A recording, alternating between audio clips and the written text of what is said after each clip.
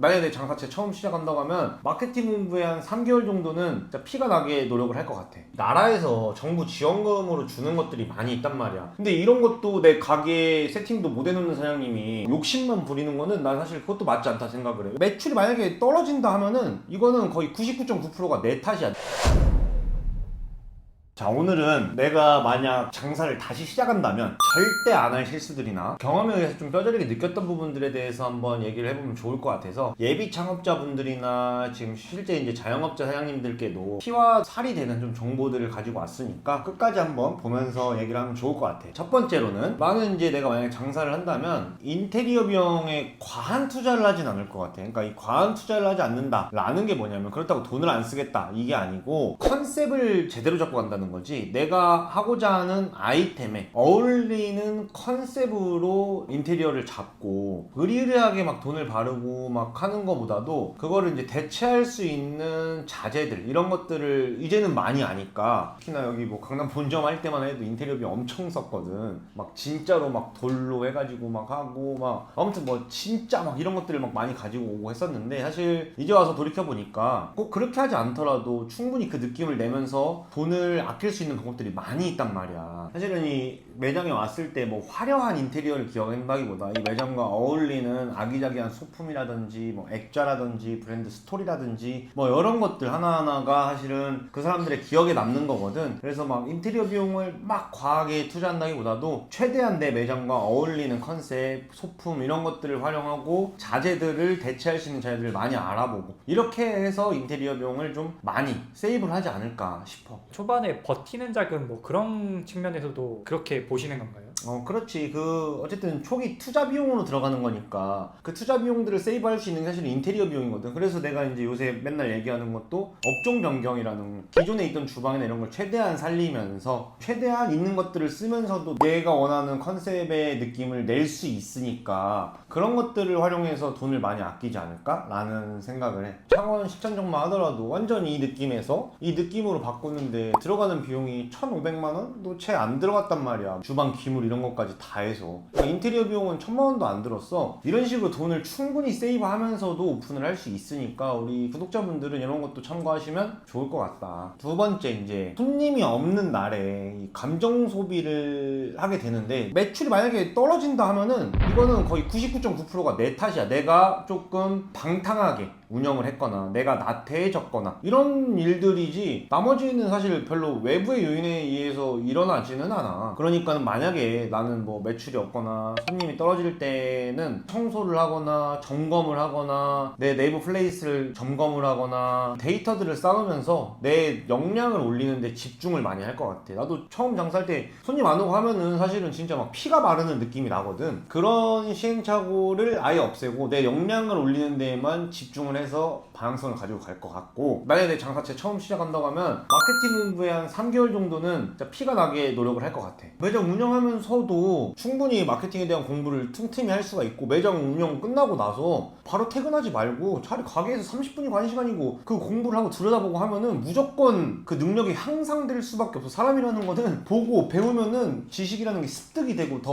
업그레이드가 되는 거기 때문에 그게 귀찮아서 안 하는 거지. 한 달만 그렇게 30분씩 공부해봐. 마케팅 전문가 그냥 되지. 청소를 뭐 오늘 당장 20분 30분 더 빡세게 했어요 막 반짝반짝, 그거보다도 빨리 할 거 하고 문 닫은 다음에 영업시간을 뭐 1시간 늘리고 이럴 필요 없이 영업시간은 그냥 그대로 가면서 마케팅 공부를 하는데 훨씬 더 많은 에너지를 쓸 것 같다. 자, 그리고 이제 세 번째로 메뉴에 욕심을 내지 않는다. 많은 사람들이 이제 보면은 막 메뉴를, 내가 지금 여기 근처에도 보면은 막 곰탕집에서 갑자기 뭐 냉삼겹 팔고 있고 막 이런 매장들 막 수두룩 하거든. 막 메뉴 많이 막 넣고. 근데 사람들은 사실 메뉴가 많으면 고르기도 힘들 뿐더러 전문성이 떨어지는 순간 그 매장을 선택 안 할 확률이 매우 높아져. 그러니까 곰탕집에서는 곰탕을 전문으로 팔고, 삼겹살집에서 삼겹살을 팔아야지, 삼겹살집에서 갑자기 막 무슨 닭목살 팔고 있고 뭐 갑자기 소고기도 갖고 와버리고, 뭐 닭곰탕집에서 갑자기 뭔 냉삼을 하고 있고, 이런 것들이 사실은 헛손질일 확률이 매우 높거든. 내가 잘 팔 수 있는 내 메뉴를 파는 거에 집중을 해야 되는 거고, 많은 사람들이 뭔 시그니처 메뉴를 또 만들고자 막 노력을 막 하면서 하는데, 사실은 시그니처 메뉴라는 거는 거의 손님들이 만들어주는 경우가 많아. 나도 뭐 덮밥 짜그리집을 하지만 물론 짜그리야 뭐 시그니처 메뉴로 이제 처음에 만들어서 기획을 했지만 덮밥류 중에 어떤 게 시그니처 메뉴가 될 줄 내가 처음부터 알았겠냐고. 한 10가지 중에 제일 잘 나가는 메뉴가 시그니처 메뉴가 되는 거고 그게 손님들의 기호가 가장 높은 거고. 자, 그러면 그 메뉴를 계속 디벨롭을 하고 더 맛있게 만드는 거에 집중을 하는 게 훨씬 낫지 뭐 새로운 메뉴를 계속 만들고 이럴 필요가 없다는 거야. 근데 다만 이 시그니처 메뉴가 원가율이 높을 수가 있어. 그러면은 이게 많이 팔리면 팔릴수록 적자가 나는 구조가 만들어질 수도 있는 거거든. 그러면 그럴 때 이제 신메뉴를 계속해서 시도를 하면서 만들어 나가야 되는 거고. 나 같은 경우도 고추장 돼지덮밥이라든지 이런 것들이 점유율이 이제 한 30% 정도 나오는데 지금은 또 육회덮밥 이런 것들이랑 거의 엇비슷하게 나오거든. 그것들이 신메뉴를 해보고 그러면서 또 점유율이 좀 높아지는 거 있으면은 이게 원가율이 낮은 거니까 이걸 좀 디벨롭을 하면서 점점 전체적인 매장의 코스트를 만들어가는 과정이 있는 거야. 그래서 우리 같은 경우가 지금 전체적으로 보면은 어떤 거는 원가율이 35% 나오고 어떤 거는 37% 나오고 어떤 거는 28% 나오고 막 이러는데 전체로 보면은 원가율은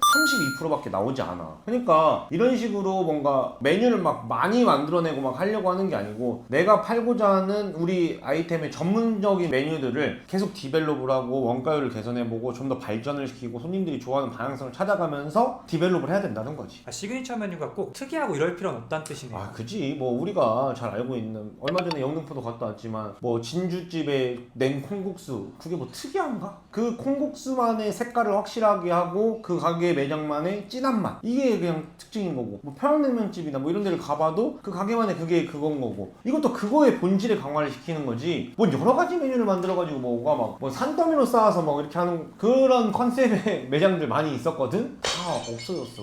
그러니까 그런 뭐 비주얼에만 포커싱을 맞춰서 하는 거는 내가 봤을 때는 의미가 없어. 그 메뉴의 본질에 집중을 해야 된다. 자, 그리고 네 번째로는 이 직원한테 사장의 마음을 기대하지 않는 건데 많은 사장님들이 처음 장사하면 이 직원들이 무슨 뭐 자기처럼 할 거라는 아주 커다란 착각 속에 있는데 이 점을 하나 분명히 알아야 될 것 같은 게 그 직원이 사장보다 잘하거나 사장처럼 하면 그 직원 이미 가게 차렸어. 어떻게 보면 그 직원을 또 고용할 때도 서로에 대한 역할 그리고 보상 그런 책임 부분에 대해서 명확한 선을 좀 그어놔야 될 것 같고 반드시 이제 매뉴얼 작업이나 이런 거를 나는 해놓을 것 같아. 매뉴얼 작업이라고 하면 기초적인 틀이지. 어떻게 보면 이 매장에서 근무를 할 때 손님을 응대하는 방법적인 것들, 주방 청소를 하는 방법적인 것들, 화장실 청소를 하는 방법적인 것들 이런 것들을 초등학생이 보고 누구나 따라할 수 있게끔 그 기본적인 틀은 만들어 놓을 것 같다는 거야. 그런 것도 안 만들어 놓고 뭐 왜 이렇게 얘기했어 뭐 저렇게 얘기했어. 그러니까 그 틀이 있어야 그렇게 하지. 그러니까 그런 것들을 나는 반드시 좀 만들어 놓을 것 같다. 많은 사장님들이 또 나는 좀 불평불만하는 사장님들 보면 참 이해가 안 되는 게 우리 나라에서 정부 지원금으로 주는 것들이 많이 있단 말이야. 제일 대표적인 예로 청년 내일채용공제라는 게 있는데 청년 내일채용공제는 우리 직원한테 2년 동안 근무를 하면 나라에서 약 1,200만 원 정도를 나라에서 지원을 해주는 거란 말이지. 근데 이런 것도 내 가게 세팅도 못 해놓는 사장님이 직원한테 뭐 욕심만 부리는 거는 난 사실 그것도 맞지 않다 생각을 해. 왜냐면 예를 들면 이런 거거든. 똑같은 매장에 똑같은 컨디션이 있다라는 가정이면 청년 내일채용공제를 해주는 매장이 있고 그게 아닌 매장이 있다라고 하면 직원 입장에서는 한 달에 한 50에서 60만 원 정도 이 청년 내일채용공제를 해주는 데를 가면 50에서 60만 원 정도가 이득인 거거든. 그러면 당연히 그 매장이 직원이 더 구해지기가 쉬울까 어려울까? 당연히 여기가 더 쉽겠지. 근데 이런 것도 안 해놓으면서 맨날 불평불만하고 이런 게 말이 안 된다는 거야. 그럼 이런 사장님들도 있어. 우리는 작은 업장이라서 안 되는데요. 그 기준이 고용보험 기준 5인 이상이면은 그때부터는 가능해. 그러니까 알바만 잘 세팅해서 5인을 만들어 놓고 그 다음에 청년을 뽑으면 그 직원한테 그 혜택을 줄 수 있고 더 나아가서는 청년 추가 고용 장려금이라든지 사장이 나도 받아먹을 수 있어. 실제로 나 옛날에 내가 지원금 4개 5개 운영할 때 청년 추가 고용 장려금으로만 한 1억 가까이 내가 받아 먹었었고 물론 거기서 일하던 우리 직원들한테도 청년 내일채용공제 다 해줬었고 그러니까 나는 사실 직원을 구해서 운영하는 데 있어서 큰 애로사항이 솔직하게 없었어.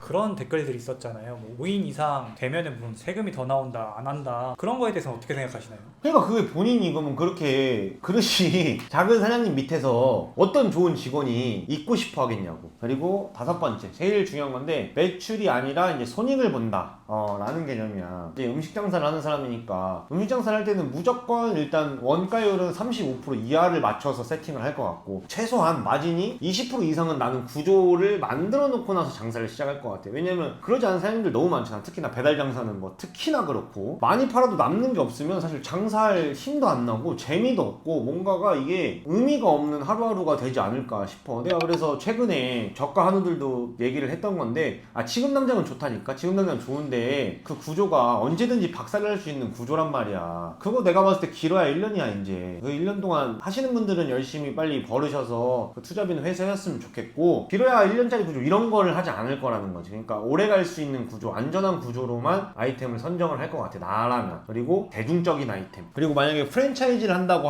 하면 프랜차이즈 같은 경우는 매장 매출에는 그렇게 신경을 전혀 쓰지 않을 것 같고, 원가율이 얼마인지, 그리고 이 아이템이 어디에 들어가면 합당할지, 이런 거의 기준으로만 보게 될 것 같아. 그러니까 원가율이 그만큼 중요하다는 거를 우리 사장님들이 아셨으면 좋겠어. 왜냐면 똑같은 매출 1억이라고 치자. 어떤 브랜드는 원가율이 40%인데 어떤 브랜드는 원가율이 30%야. 그러면은 벌써 이 원가율 차이로만 1억을 판다는 기준이면 10% 차이면은 1,000만 원이거든? 이 말은 순이익 1,000만 원이랑 같다는 소리야. 그리고 이제 더 나아가서 이제는 원가율과 인건비의 합의가 어떻게 되느냐가 굉장히 중요한데, 나는 지금은 이제 원가율과 인건비 합이 50% 정도가 적정하다 라고 보는 기준이 생겼어. 그러니까 우리 브랜드만 하더라도 원가율 32%에 우리는 시스템이 만들어져 있으니까 인건비가 한 15% 내외거든. 그럼 원가율과 인건비를 합해도 50%가 넘어가지 않아. 그러면은 아무래도 마진이 뭐 30% 이렇게도 날 수가 있는 거고, 원가율과 인건비를 합해서 50% 언더가 떨어지면은 그 아이템은 어느 정도 기본 매출만 나와주면은 먹고 사는 데는 전혀 문제가 없는 아이템이 되는 거거든. 그래서 이런 기준점들을 만들어서 하지 않을까 싶어. 아무튼 오늘은 내가 만약 장사를 새로 한다면, 아무것도 모르는 상태에서 장사를 한다면 이런 점들을 좀 주의해서 할 것 같다라는 얘기를 드렸고, 우리 구독자분들도 뭐 의견이 있거나 하면 댓글 달아주시고 하면 감사하겠습니다. 아무튼 구독과 좋아요 부탁드릴게요. 감사합니다.